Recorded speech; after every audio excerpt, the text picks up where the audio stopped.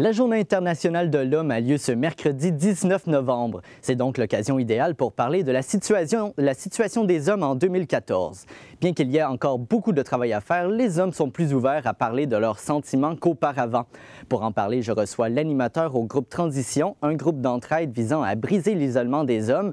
Mathieu Brisson, bonjour. Bonjour, bonjour. Alors Mathieu Brisson, les hommes demandent plus d'aide qu'auparavant. Effectivement, les hommes demandent plus d'aide. Moi, je suis quand même, comme vous l'avez dit, je suis animateur auprès des groupes de transition, un groupe de soutien et d'entraide pour les hommes. Puis, je suis à ma 8e année et je m'aperçois que les hommes demandent beaucoup plus d'aide. Est-ce que les hommes en demandent assez? Ça, je pense qu'on n'en demandera jamais assez. Qu'on soit un homme ou une femme, je pense qu'on doit toujours demander de l'aide, peu importe ce qu'on vit. Mais quand on parle des hommes, parce que c'est la raison pour laquelle on se rencontre aujourd'hui, les hommes demandent plus d'aide, effectivement, oui. Qu'est-ce qui explique que les hommes sont moins portés à demander de l'aide que les femmes?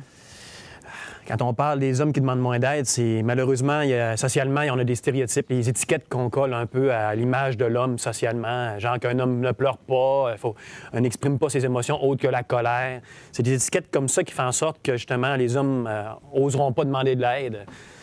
Tout récemment, j'ai un homme qui me disait j'ai plié sur mon orgueil pour venir te voir aujourd'hui parce que si tu savais qu'est-ce qu'il a fallu que je passe à travers juste le jugement du monde ou si jamais un de mes chums avait vu que je suis rendu ici aujourd'hui, j'aurais pas su gérer la situation. Ça fait que c'est dans ce sens-là, souvent, c'est ces étiquettes-là que j'appelle les stéréotypes liés aux hommes, tout ça, qu'il faut faire attention. Mais oui, malheureusement, mais on en parle beaucoup dans ces rencontres-là, où il faut passer à travers ça. Puis c'est un choix personnel, hein?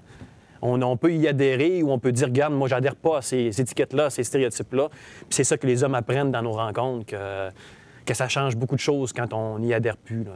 Comme vous l'avez dit, les hommes ne sont pas nécessairement obligés d'être à bout du rouleau pour venir vous voir. Bien, idéalement, oui. Malheureusement, il y a quand même beaucoup d'hommes qui arrivent à ce point-là où il faut qu'ils aient à côté le mur, se mis le nez vraiment sur le bord du mur pour dire, regarde, il faut qu'il se passe de quoi. Parce qu'on parlait là, 2 secondes des stéréotypes masculins. Un des stéréotypes, c'est que c'est ça, moi, vaut mieux gérer ça que par moi-même parce que, dans le fond, il n'y a pas de problème, des choses comme ça. Là, ils ont essayé ça puis ils se sont rendus compte que finalement, au bout de la ligne, ça ne marche pas.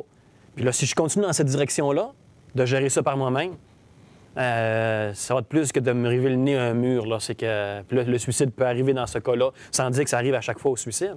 Mais c'est dans ce sens-là qu'il faut faire attention. Puis, mais une bonne partie de ces gars-là que je reçois dans mes groupes, c'est des personnes qui ont attendu d'être rendues vraiment au bout du rouleau, comme on dit, dans le fond. Ouais. Je vais revenir sur les stéréotypes. Vous en avez parlé un peu. En 2014, est-ce qu'on a encore des stéréotypes? Qu'est-ce qu'on retrouve comme... Ça change. Hein? Okay. En sens, ce que j'entends dans la question, c'est que est-ce que c'est encore d'actualité, ces stéréotypes-là? Parce que dans le fond, c'était beaucoup dans... Quand on parle des stéréotypes, c'est beaucoup l'homme pourvoyeur qu'on appelle. L'homme qui doit prévenir, pas prévenir, mais promouvoir l'argent à la maison, comme un peu dans le temps de nos grands-parents là, qui partaient en chantier, des choses comme ça. Aujourd'hui, ça change.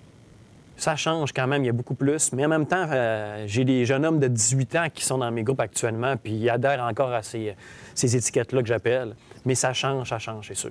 Alors, la Journée de l'homme qui arrive ce mercredi 19 novembre, c'est un bon moment pour parler de bons modèles masculins. Et voilà, oui.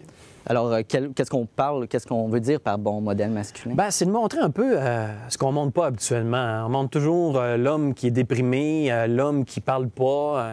À la fête des pères, je trouve ça plate parce qu'on va mettre des spéciaux, c'est des drills, des choses comme ça.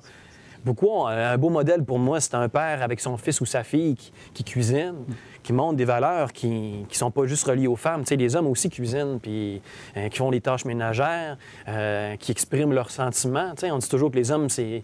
Quand je dis toujours, dans le sens qu'au niveau des stéréotypes, les hommes ne parlent pas de leurs émotions, mais tu sais, c'est pas évident d'être un homme en 2014, je trouve, hein? Parce qu'en même temps, on nous demande d'être rose, on nous demande rose dans le sens de parler de nos émotions, tout ça.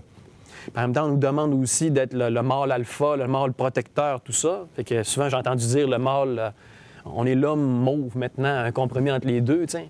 Mais ça fait que c'est pour ça que c'est beaucoup en même temps, c'est demandant pour tout ça, parce qu'en même temps, on se demande qui on est, tout dans ce sens-là. Mais dans le fond, je suis allé plus loin que la question, là, mais tout simplement pour dire que c'était quoi déjà? Je m'excuse, là. En fait, c'est correct, mais là, on arrive aussi au mois de novembre, mois de dépression saisonnière. Voyez-vous une augmentation du taux de fréquentation? Ou... Il n'y a pas d'augmentation en soi, parce qu'en même temps, là, il y a l'hiver qui arrive de plus en plus. Je dirais que oui, dans le fond, il y a un lien, parce qu'en même temps, au-delà des hommes qui ne vont pas bien, je pense que l'être humain est quand même un peu influençable par rapport à la température. Là, le temps froid arrive. C'est sûr que quand on va pas bien, qu'on soit un homme ou une femme, on a moins tendance à vouloir sortir dehors. Quand on est isolé, on est tout seul, on va pas bien. Tu sais, ça demande un peu plus d'énergie et de motivation, tout ça. Fait que pour revenir au groupe, les hommes, certains diminuent leur fréquentation, genre la fréquence au niveau des groupes de transition. L'été, même chose aussi. On parle toujours de l'hiver, que c'est froid, c'est noir, tout ça. Mais l'été, moi, au début de l'été, bien, les hommes qui sont souvent en rupture amoureuse ou qui sont en peine ou peu importe, vont rencontrer des filles. Puis finalement, c'est moins important maintenant d'aller à groupe de transition, tu sais. Puis pourtant, je leur dis, garde, continue à venir pareil. Mais c'est dans ce sens-là que la grippe saisonnière, comment on dit ça? Dépression la dépression saisonnière, dans le fond, c'est au niveau des hommes, c'est sûr que c'est pas juste des hommes qui vivent cette situation-là, mais je pense que, oui, il y en a.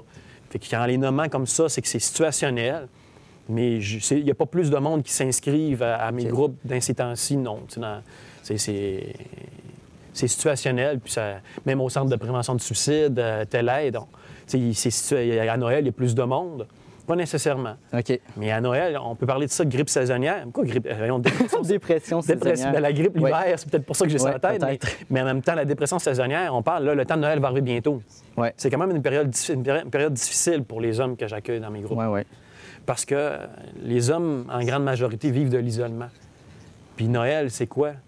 On se rassemble en famille, c'est un lieu de rencontre où ce que souvent la famille est comme un peu partout au Québec. Tout ça, certains de mes hommes, finalement, n'ont pas de famille ou peu de famille ou sont tout seuls dans la région. Ça fait que Noël, ça ne représente pas une belle période pour eux autres. Ou même l'homme qui est en rupture amoureuse. Ouais. À Noël, j'étais avec ma conjointe à ce moment-là, puis là, je ne le suis plus. Okay. C'est sûr que ça va te teinter d'émotions à ce moment-là aussi. Mais c'est toujours situationnel, par contre, ces situations-là. Ouais. Bien, merci beaucoup, M. Brisson. Ça me fait plaisir. Alors, on rappelle la journée de l'homme ce mercredi. Et pour contacter votre centre, on peut appeler à quel numéro? Au 418-820-1433. En tout temps, 7 jours sur 7, 24 sur 24. Il y a toujours une réponse à ce moment-là. Bien, merci beaucoup, Mathieu Brisson, animateur au groupe Transition. Et merci à vous à la maison. Bonne journée.